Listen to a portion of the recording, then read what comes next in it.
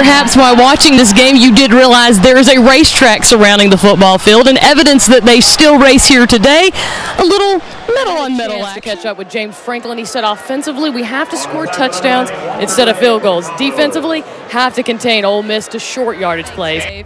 Coach, a year ago we talked about Tanner Price, and you said it's so hard to ask a freshman to lead your team, but the scales have really tipped for him this year. Well, I think a little bit of experience. We knew we had a great kid. You know, last year I didn't think Tanner played as bad as a supporting cast. Here represents the passion and commitment that Aaron Murray brings to the football field and the classroom. Started out with a hot hand early with 6 points. He hasn't scored since the 15-minute mark. What does your team have to do to find a little more rhythm offensively? Well, we have to quit turning the ball over and trust each other. I ran into a familiar face of Mickey Matthews from James Madison University. I said, "What are you doing here, Coach?" He said, "Well, I played here and coached here. 1981 was the last time I saw." A lot of people in this community that's very proud of you, not just for your wins, but for something else you've done in the community. I had the pleasure of going over to the Emily K Center yesterday, and it was awesome. Tell us a little bit about that and the history. Well, the Emily Krzyzewski Center is named after my mom, and my mom passed away about 15 years ago, but it's to help inner city kids in Durham.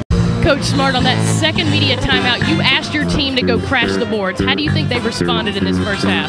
I thought we did better. I was impressed with our urgency on the defensive end. We need to come up with more of the loose ball. Nearly a year and a half since Pat McShane has even been on the football field. It was a time away to really have mental rehabilitation for this young man. Coach, you've had to settle for field goals, but you've been able to move the ball. Why has your offense been successful? Yeah, we got to start scoring some touchdowns. You know, they're too dangerous on offense for us to continuously, bog down in the red zone. I've made some bad calls down there, and then they did a great job with their punter. They're pinning us back after I called the timeout and gave them 3 points, so they got a little momentum. We get the ball coming out. We got to get it in the end zone somehow. Left tackle Manasseh Foketti. He was an offensive line starter at Kansas State until an injury in 2011, and that brought this young man to be a Buffalo in this Division II program so that he could find playing time immediately. And now he finds himself as a potential top NFL draft pick as a Division II player. John and Rennie will have more on this story. Yes, a big blow to the Vanderbilt offense. Zach Stacy is down. I knew it was over for him when he took his gloves off, threw him to the ground. He could barely sit up. Tears were streaming down his face. Coach Franklin came over twice, gave him a kiss on the cheek. I had a chance to talk to his mother, Barbara. She did not know the status at the moment. She said just their faith is keeping them strong. They do have him bandaged up with ice on that right knee, though, guys. Coach Chiswick mentioned early in the week, and then he reiterated again to me in pregame, is his team has to bring the momentum early here. He asked his team to score first. But one thing he didn't know is when Ole Miss opponents score first this year, the opponent wins. When Ole Miss scores first, Ole Miss wins. So what happens early in this game could help predict the outcome, Dave. Tag team effort between Chris Foster and Jerry Moore as they spoke to their defense saying, this is it.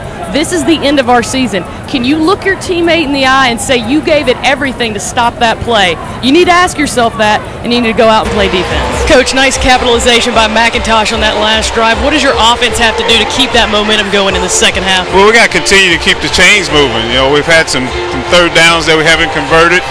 We had the fourth down that we didn't convert. We got to make sure we convert on fourth and third down. We talked a lot defensively yesterday in our meeting. Rate their play in this first half. They're playing decent. You know, we can't give up that many yardage. They've been in the red zone a couple times. We've got them stopped, which is good. But we need to smother people if we're going to be great on defense. Came out of the locker room. He said, I'm confident in this team. He said, we've fought them nail and nail. We're clawing and scratching to stay in this game. But in the second half, we've got to have better production out of our quarterback. We can't give up the big plays. I want to keep an eye out for Garrick Williams, number 74, the center for Wake Forest. He came out the first series with a tweaked right ankle. They taped it this last series. They put 3 rounds of tape on the outside of his shoe. Also, number 80, Andrew Parker, the tight end. He is out until the half. He also has a right ankle injury that they will look at during halftime. Well, you won the title. You still got some replenishing to do. Give us a little preview of this year's team. Well, we recruited a pretty good class, but Angela here, you got to win every game. and you got to win them by 20. If you win them by 10, they're like, what happened? Offensive series by Ole Miss. Jeff Scott came to the sideline with a right shoulder stinger. He looked to be in a fair amount of pain. He got stretched out, and the trainer said, hey, you take a breather a couple of plays. Well, as you know, that breather turned into several plays, and I can tell you this about Scott. His toes have been on the edge of that sideline ever since, guys. Just talking about you being a professional retiree, what is it like being here tonight, getting to experience this game? Well, you know, I coached for 57 years, and I was not able to do this. But I love the games that I've watched since I stopped coaching. I've sat in the fans sections. I don't like it up in the press box. I like it out here where I can hear the band and see the discrepancy was not illegal formations for Coach English. The discrepancy was, can you block below the waist on scrimmage kicks?